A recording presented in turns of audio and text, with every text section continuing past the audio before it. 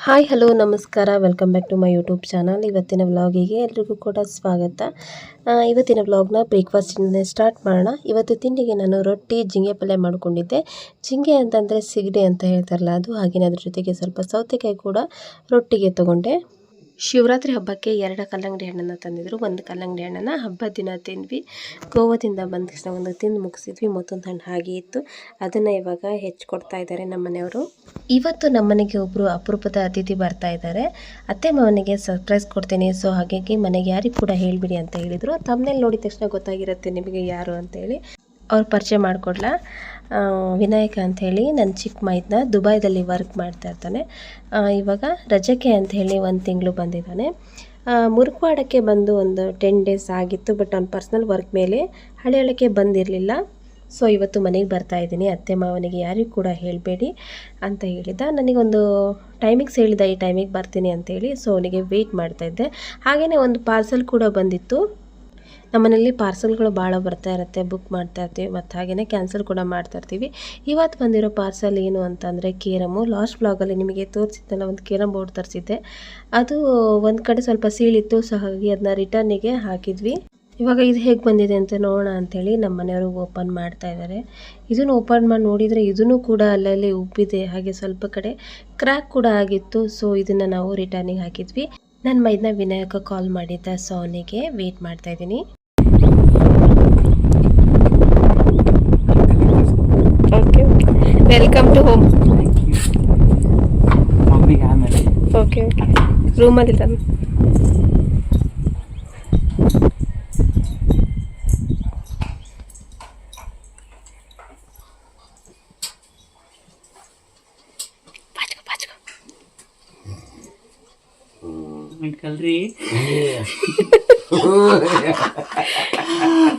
ಯಾವ ಬಂದಿಪ್ಪ? ಈ ಜಸ್ಟ್ ಬಂದೆ ಮಲ್ಕೊಂಡಿದ್ದು ಬಿಟ್ರಿ ನೀವು. ಮತ್ತ ಸ್ವಲ್ಪ ಇಡ್ಲಿ ತಿಂದು ಪ್ರೇಮ್ ನಾನು ಎಲ್ಲ ಕುಂತ. ಅದೇ ಇಲ್ಲಿ ನೋಡ್ರಿ ಯಾರು ಬಂದಿದ್ದಾರೆ ಅಂತೇಳಿ. ಮಮ್ಮಿಗೆ ಮಮ್ಮಿಗೆ ಹಗ್ಗಿ. ಮಾಮಿ ಹಾಯ್, ಹೌ ಯು ಮಮ್ಮಿ? ಹಾಕಿ ಕೊಡ್ಬೇಕಪ್ಪ ಅಮ್ಮಗ. Mummy miss you mummy, I miss you. Hi, ಹಂಗೆ ಇರ್ಲಿ. ಹಾಯ್. 1 ವರ್ಷದ ಮೇಲೆ ಇಬ್ಬರನ್ನು ಕೂಡ ಮೀಟ್ ಮಾಡ್ತಾ ಇದ್ದೀವಿ. ಒಂಥರ ಮನೆಯಲ್ಲಿ ಹಬ್ಬದ ವಾತಾವರಣ ಅಂತಲೇ ಹೇಳ್ಬೋದು. ಇವಾಗ ಮಧ್ಯಾಹ್ನದ ಊಟಕ್ಕೆ ಪ್ರಿಪೇರ್ ಮಾಡಿಕೊಂಡು ಒಂದು ಸೂಪರ್ ಆಗಿರುವಂತಹ ಫಿಲ್ಮನ್ನು ನೋಡಿದ್ವಿ. ಈ ಥರ ಮನೆಯಲ್ಲಿ ಎಲ್ಲರೂ ಕೂಡ ಸೇರಿದಾಗ ಕುತ್ಕೊಂಡು ಪಿಕ್ಚರ್ ನೋಡೋದ್ರಲ್ಲಿ ಮಜಾನೇ ಬೇರೆ. ಇವಾಗ ಎಲ್ಲರ ಮನೆಯಲ್ಲೂ ಟಿ ವಿ ಇರುತ್ತೆ, ಆದರೆ ಕುತ್ಕೊಂಡು ನೋಡೋರೇ ಕಮ್ಮಿ ಅಲ್ವಾ. ಸಂಜೆ ಹೊತ್ತಿಗೆ ಆರ್ಯನ್ ಸ್ಕೂಲಿಂದ ಬಂದ ತಕ್ಷಣ ಅವನಿಗೆ ಗಾಳಿಪಟವನ್ನು ಹೆಂಗೆ ಹಾರಿಸೋದು ಅಂತೇಳಿ ಅವ್ರ ಚಿಕ್ಕ ಕಲಿಸ್ಕೊಡ್ತಾ ಇದ್ದಾನೆ. 2-3 ಸಲ ಹಾರಿಸಿದ್ರು ಕೂಡ ಸರಿಯಾಗಿ ಹಾರಲಿಲ್ಲ. ಮೋಸ್ಟ್ಲಿ ಸೂತ್ರ ಕಟ್ಟಿದ್ದು ತಪ್ಪಾಗಿದೆ ಅನಿಸುತ್ತೆ. ಇನ್ನು ಗಾಳಿ ಕೂಡ ಸರಿಯಾಗಿ ಇರಲಿಲ್ಲ. ಈ ಟೈಮಲ್ಲಿ ಗಾಳಿ ಚೆನ್ನಾಗಿ ಬೀಸಬೇಕು ಸಂಜೆ ಹೊತ್ತು, ಇವತ್ತು ಗಾಳಿನೇ ಇಲ್ಲ. ಇಬ್ಬರು ತುಂಬ ಟ್ರೈ ಮಾಡಿದ ಮೇಲೆ ಗಾಳಿಪಟ ಹಾರಲೇ ಇಲ್ಲ. ಕೊನೆಗೆ ಮಾವ ಬಂದರು. ಮಾವ ಬಂದ ಮೇಲೆ ಗಾಳಿಪಟ ಸ್ವಲ್ಪ ಹಾರಿತು ಮೇಲ್ಗಡೆ. ನನ್ನ ಮಗ ಸ್ವಲ್ಪ ಎಂಜಾಯ್ಮೆಂಟ್ ಮಾಡಿದ. ತುಂಬ ದಿನದಿಂದ ಕೇಳ್ತಾ ಇದ್ದ ಗಾಳಿಪಟ ಆಡಬೇಕು, ಆಟ ಆಡಿಸ್ರಿ ಅಂತ ಹೇಳಿ. ಮನೇಲಿ ಕೂಡ ನಾವೊಂದು ಗಾಳಿಪಟವನ್ನು ಮಾಡಿದ್ವಿ, ಅದು ಕೂಡ ನೆಟ್ಟಿಗೆ ಹಾರಲಿಲ್ಲ. ಸೊ ಇವತ್ತು ಹೊರಗಡೆಯಿಂದ ಗಾಳಿಪಟ ತಂದು ಕೊಟ್ಟಿದ್ರು ಇವರು. ಇದನ್ನು ಇವಾಗ ಹಾರಿಸ್ತಾ ಇದ್ದಾನೆ ನೋಡಿ, ಎಷ್ಟು ಚೆನ್ನಾಗಿ ಮೇಲೆ ಹಾರ್ತಾ ಇದೆ ಅಂತ ಹೇಳಿ. ಫೆಬ್ರವರಿ ತಿಂಗಳೊಳಗೇ ಗಾಳಿ ಚೆನ್ನಾಗಿರುತ್ತೇನೋ ಗಾಳಿಪಟ ಹಾರಿಸೋಕ್ಕೆ, ಅಂದರೆ ಮೂಡುಗಾಳಿ ಅಂತ ಹೇಳ್ತಾರಲ್ಲ ಅದಕ್ಕೆ ಹಾರುತ್ತೆ ಅನಿಸುತ್ತೆ ಗಾಳಿಪಟಗಳು. ನನಗಷ್ಟೇ ಸರಿಯಾಗಿ ಗೊತ್ತಿಲ್ಲ, ನಾನು ಗಾಳಿಪಟ ಹಾರಿಸಿಲ್ಲ. ಇವಾಗ ನೋಡಿ ನಮ್ಮ ಅವ್ವ ಹಾರಿಸ್ತಾ ಇದ್ದಾರೆ ಗಾಳಿಪಟ, ಎಷ್ಟು ಚೆನ್ನಾಗಿ ಹಾರ್ತಾ ಇದೆಯಲ್ಲ. ಇನ್ನು ಸಂಜೆ ಸ್ನ್ಯಾಕ್ಸ್ ಥರ ಈ ಥರ ಚಿಕನ್ ಲೆಗ್ ಪೀಸ್ನ ಕರ್ದು ಕೊಡ್ತಾ ಇದ್ದಾರೆ ನಮ್ಮ ಮನೆಯವರು. ಪ್ರೇಮ್ ಬಂದಿದ್ದಲ್ಲ, ಅವನು ಆ ಕಡೆ ಎಲ್ಲ ಫ್ರೋಝನ್ ಚಿಕನ್ನೇ ತಿನ್ನೋದು. ಮೀಟ್ಸ್ ಎಲ್ಲ ಕೂಡ ಫ್ರೋಝನ್ ಆಗಿ ಇರುತ್ತೆ, ಸೊ ಅಷ್ಟೇ ಟೇಸ್ಟಿ ಆಗಿರೋದಿಲ್ಲ. ಅವನಿಗೆ ಇಲ್ಲಿ ಮಾಡುವಂತಹ ಚಿಕನ್ನ ಇಷ್ಟಪಟ್ಟು ತಿಂತಾನೆ. Prem wow, leg piece. Wow,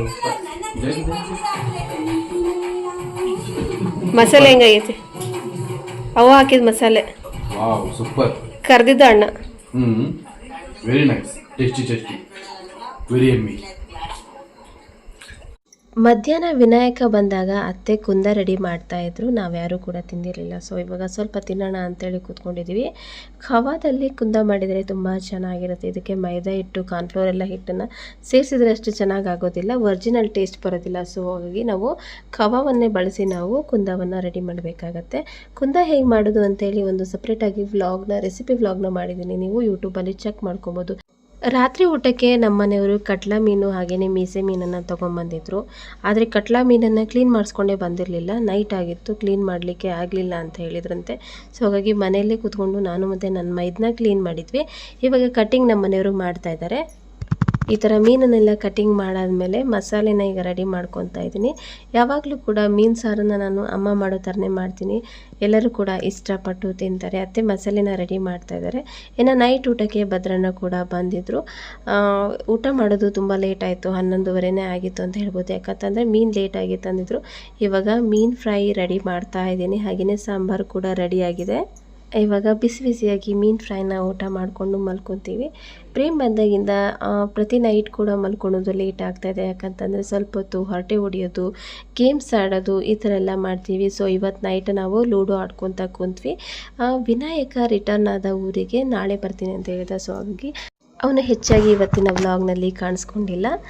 so ಇವತ್ತಿನ ವ್ಲಾಗ್ನ ಇಲ್ಲೇ ಎಂಡ್ ಮಾಡ್ತಾ ಇದ್ದೀನಿ. ವೀಡಿಯೋಸ್ ಆಗಲಿ ವ್ಲಾಗ್ಸ್ಗಳು ನಿಮಗೆ ಇಷ್ಟ ಆಗ್ತಾಯಿದ್ರೆ ನನ್ನ ಚಾನಲ್ಗೆ ಸಬ್ಸ್ಕ್ರೈಬ್ ಮಾಡೋದನ್ನು ಮರಿಬೇಡಿ.